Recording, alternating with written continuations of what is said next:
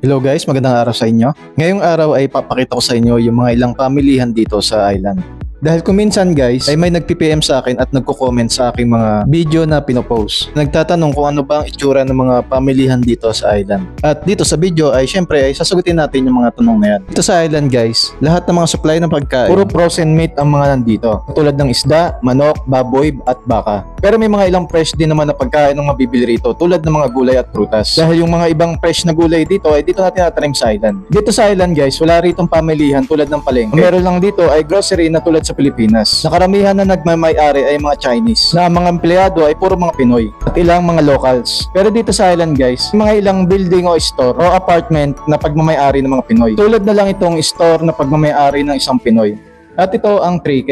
Dito ay iba-iba ang kanilang mga tinda. Mula sa damit hanggang sa pagkain. Kahit sa mga gamit sa bahay ay meron din dito. Kahit pyesa ng sasakyan ay meron ka rin mabibili rito. Kaya yung ibang mga Pinoy na nandito sa island ay dito lagi silang bumibili. At syempre, dito naman tayo sa pangalawang store. At ito ang Lucky Kiang Mart. At itong store na to guys ay hindi na natin papasukin. Dahil ang karamihan ng mga product dito ay nabibili rin naman natin dyan sa Pilipinas. Itong store na to guys ay katulad lang naman ito ng Alphamart na nandyan sa Pilipinas. Kung mapapansin nyo yung lugar dito sa island guys, ay walang masyadong tao na naglalakad. Karamihan ng mga locals at ibang mga tao katulad ng mga Pinoy ay mas pinipili na lang nilang mag-stay sa bahay. Pero may mga ilang Pinoy rin naman kapag Sunday ay nagpupunta sa simbahan o sa church. At syempre pagtapos nun guys ay pupunta sila sa Taga Beach at doon sila mamasyal. Pag-usapan naman natin ngayon ang presyo rito ng mga bilihin. Dahil mga presyo rito ng inumin tulad ng tubig at mga soda ay nagsisimula sa $1.25.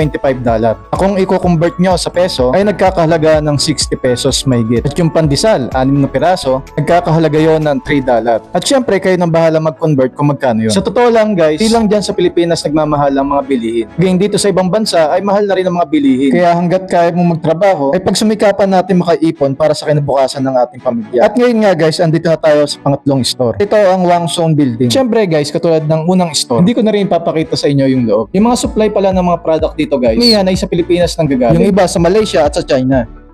Siyempre guys, ngayon ay nandito na tayo sa pang-apat na store. At ito ang Changhong Market. Sa island guys, kung magluluto kayo ng mga pagkain tulad ng Filipino food, meron din naman kayo mabibilihan ng mga condiments dito sa store. Ngayon nga guys, ay nandito na tayo sa huling store. At ito ang wholesale store. Itong bilihan na to guys ay malapit lang ito sa compound namin. Ito ay pagmamayari ng isang Amerikano. Siyempre dahil puro Pinoy ang mga nagtatrabaho rito, pwede kaming umutang dito sa store. Pero secret lang natin yon guys ha. Siyempre guys, kung nagbabalak din kayo na mag-abroad, ang tip ko sa inyo ay magdala na kayo ng mga baon na sabon, shampoo, toothpaste, toothbrush, pabango, deodorant. Gusto nyo, magdala rin kayo ng kape o kahit na ilang mga biskwit. At lahat yun guys ay pang 1 buwan o hanggang 2 buwan. Para pagdating ng sahod nyo, buo nyo mapapadala sa Pilipinas ang iyong pera para sa inyong pamilya. Dahil yung ibang mga OFW naman, libre ang kanilang mga pagkain. Tulad namin dito sa island. Siyempre guys, malaking tulong na rin yun para sa amin. Para makaipon kami ng malaki. Para pag uwi namin sa Pilipinas ay makapagtayo kami ng kahit na maliit na negosyo.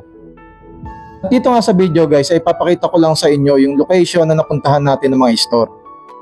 Andyan ang 3K, Lucky Market, Wangsun, Changhong Market. At lahat yan guys ay walking distance lang mula doon sa aming compound na tinutuloyan. At syempre guys, andito rin yung malapit sa aming compound ang wholesale store. Kung meron pa kayong mga ibang katanungan tungkol dito sa island, ay mag-comment lang kayo sa comment section. Tasahan yung sasagutin ko to sa abot ng aking makakaya. At ngayon nga guys, hanggang dito na lang ang video na to.